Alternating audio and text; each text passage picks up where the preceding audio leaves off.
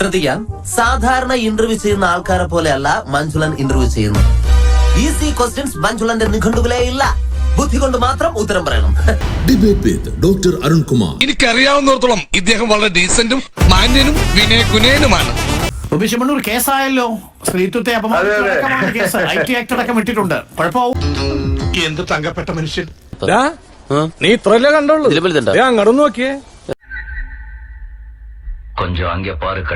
Reporter ചാനലിനെതിരെ ബാലാവകാശ commission സ്വമേധയാ കേസെടുത്തു. പ്രശ്നങ്ങൾ അവസാനിപ്പിക്കാൻ വന്നവര് പുതിയ പ്രശ്നങ്ങൾ ഉണ്ടാക്കുന്ന അവസ്ഥയിലേക്കാ കാര്യങ്ങളുടെ പോക്ക്. സംസ്ഥാന സ്കൂൾ കലോത്സവവുമായി ബന്ധപ്പെട്ട വാർത്താവതരണത്തിൽ ഡോക്ടർ അരുൺകുമാർ സഭ്യമല്ലാത്ത ഭാഷയിൽ ദ്വയാർത്ഥ പ്രയോഗം നടത്തിയെന്ന് കമ്മീഷൻ.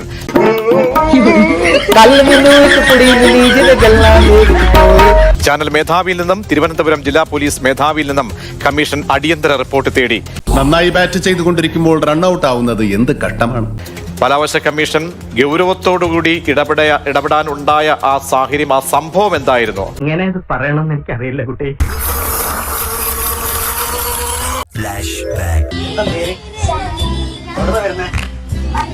എവിടെ പോണു?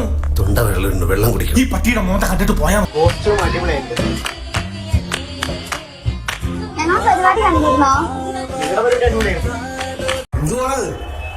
എന്താ പറ്റിയെന്ന് ഒരു പിടിയില്ല സാറേ.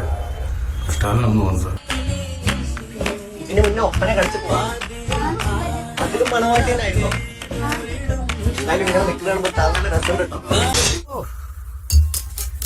എന്തൊരു ചളിയാടോ, ചളി വാരിയൊന്ന് തെറിപ്പിക്കോ.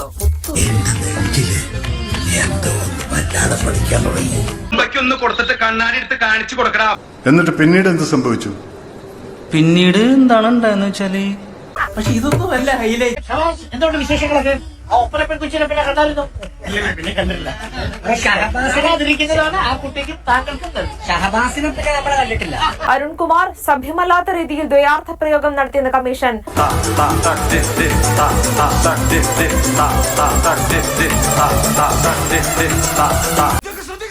അല്ലെങ്കിൽ വാവിട്ട വാക്കും വയറുവിട്ട വളി രണ്ട് തിരിച്ചെടുക്കാൻ പറ്റൂല.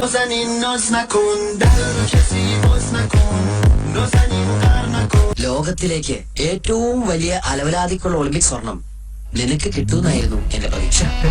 പക്ഷെ ഇപ്പൊ മനസ്സിലായി, നിനക്ക് വെള്ളി കിട്ടുള്ളൂ. അങ്ങനെ പവനായി ശവമായി എന്തൊക്കെ ബഹളമായിരുന്നു. നീ അപ്പൊ അങ്ങനെ ചെയ്തത് നന്നായി. ഇല്ലെങ്കിൽ ഈ കേസിൽ ഞാൻ ഒറ്റപ്പെട്ടു പോയത്. എന്താ പറയാ, അരുൺകുമാറും മിക്കവാറും ബോച്ചേന്റെ നെക്സ്റ്റ് സെല്ലിൽ തന്നെ കയറി വരും. രണ്ടാൾക്കും കൂടെ കാര്യം പറഞ്ഞിരിക്കാം. എന്നൊന്നും ചെയ്യില്ല സാർ, ഞാൻ കള്ളല്ല, ഞാൻ കള്ളല്ല സാർ. ആരെങ്കിലും